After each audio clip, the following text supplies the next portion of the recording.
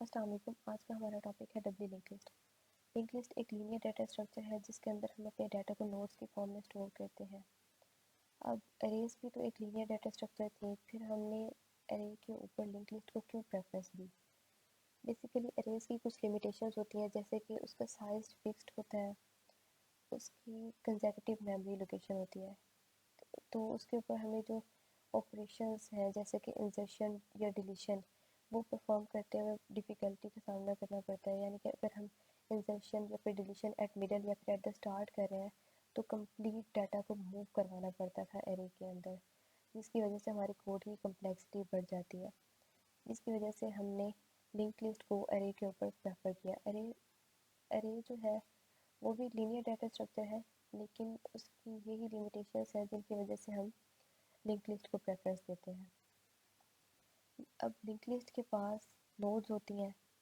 हर node जो है वो उसके दो पार्ट होते हैं, डाटा पार्ट होता है और पॉइंटर पार्ट होता है। इसकी थ्री टाइप्स होती हैं: singly link list, doubly link list और circular link list. Singly link list में नोड जो होती है उसका स्ट्रक्चर ऐसा होता है कि उसमें एक तो डाटा पोर्शन होता है और दूसरा होता है नेक्स्ट पार्ट। यानी कि डाटा पार्ट के अंदर हम अपने डाटा को स्टोर रखेंगे और नेक्स्ट पार्ट के अंदर हम अपनी नेक्स्ट नोड का एड्रेस रखते हैं। ठीक है, जबकि उसमें भी एक लिमिटेशन है जिसकी वजह से हम डब्ल्यू को यूज़ करते हैं। वो ये है कि सिंगली लिंक लिस्ट जो है वो सिर्फ वन वे में मूव करती है। यानी अगर हमने उसको ट्रैवर्स करना हो तो हम सिर्फ फॉरवर्ड डायरेक्शन में ही ट्रैवर्स कर सकते हैं, बैकवर्ड डायरेक्शन में जाने का उसका कोई लिंक नहीं होता। तो जिसकी वजह से हम डब्ल्यू लिंक लिस्ट को यूज़ कर रहे हैं।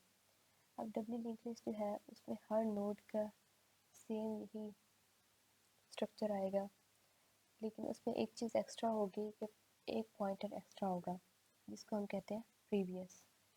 इसमें हर नोड का सेम स्ट्रक्चर होगा, यानी कि एक प्रीवियस पॉइंटर होगा, एक डाटा पार्ट होगा और एक नेक्स्ट पार्ट होगा।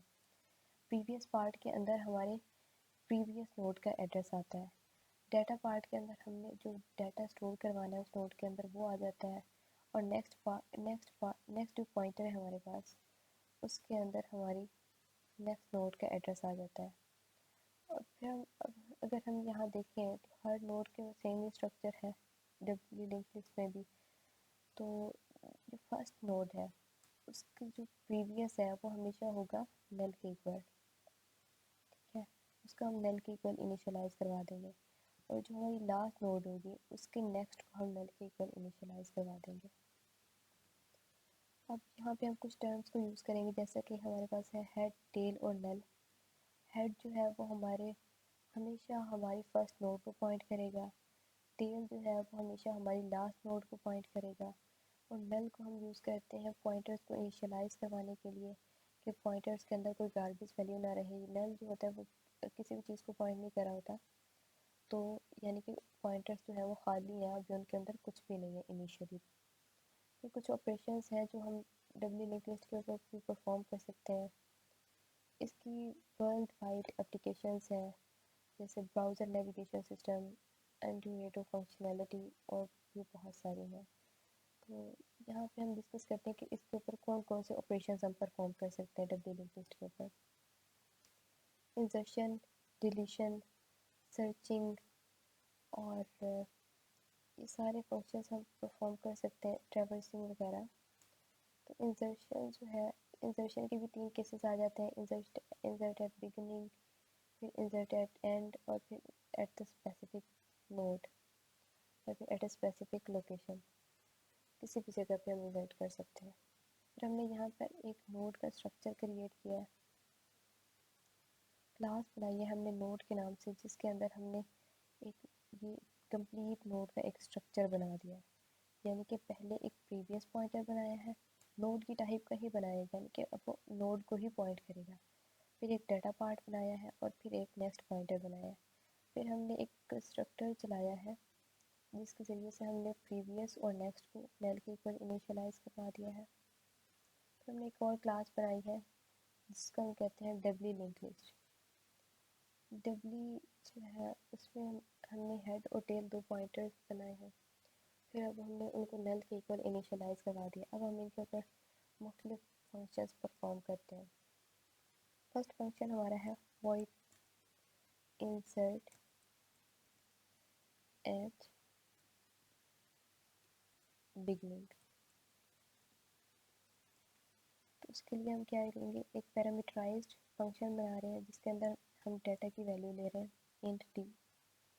ठीक है, उसके बाद अब हम सबसे पहले क्या करेंगे, एक नोड क्रिएट करेंगे, डायनामिकली एक नई नोड बनाएंगे। तो हम क्रिएट कर लेते हैं, नोड टाइप की ही नोड बनाएंगे हम। ptr जो है ये एक पॉइंटर है जो हमारी नई नोड को पॉइंट कर रहा होगा, ये नोड।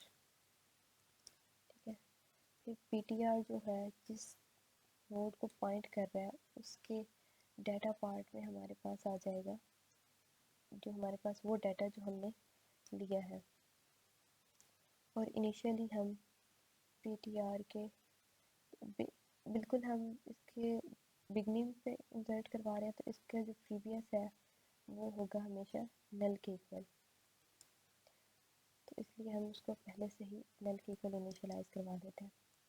अब हम एक कंडीशन चेक करते हैं कि अगर ऐसा है कि हमारी लिंक लिस्ट बिल्कुल खाली पड़ी हुई है, उसके अंदर कोई नोड नहीं है, तो फिर हम क्या कंडीशन लगाएंगे।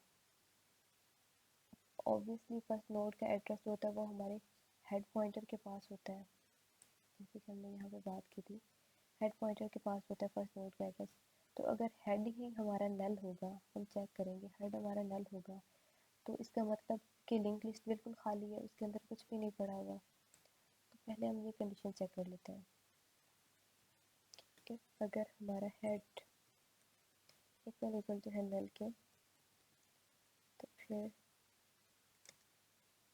हमारा हेड जो है वो भी पॉइंट करेगा इसी नई मेमोरी को, इसी नई नोड को, और हमारा जो टेल पॉइंटर है वो भी इसी को ही पॉइंट कर रहा होगा। और फिर हम इसी तरह से ptr के नेक्स्ट में, या फिर टेल का नेक्स्ट कह लें, टेल के नेक्स्ट में हम नल को रखवा देते हैं, यानी कि वही हमारी पहली नोड है और यही हमारी आखिरी नोड है।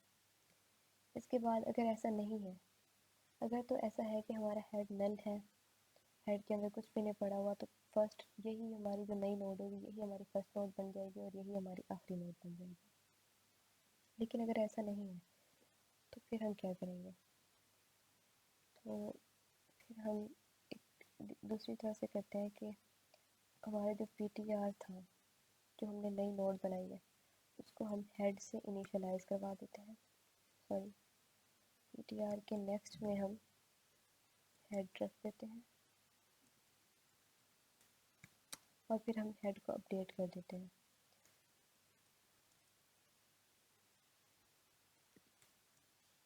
अब इसका क्या मतलब है, इसका मतलब ये है कि ptr के नेक्स्ट में पहले क्या पड़ा हुआ था, हमेशा नई नोड का एड्रेस आता है ना।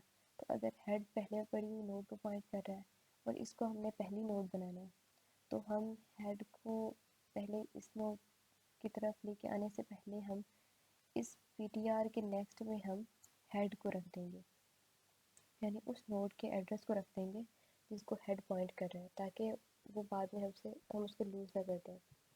फिर बाद में हम इसको स्टोर करने के बाद हम हेड को जो है वो अपडेट कर सकते हैं। ये हमारा कंप्लीट फंक्शन है इंसर्ट एट बिगनिंग का।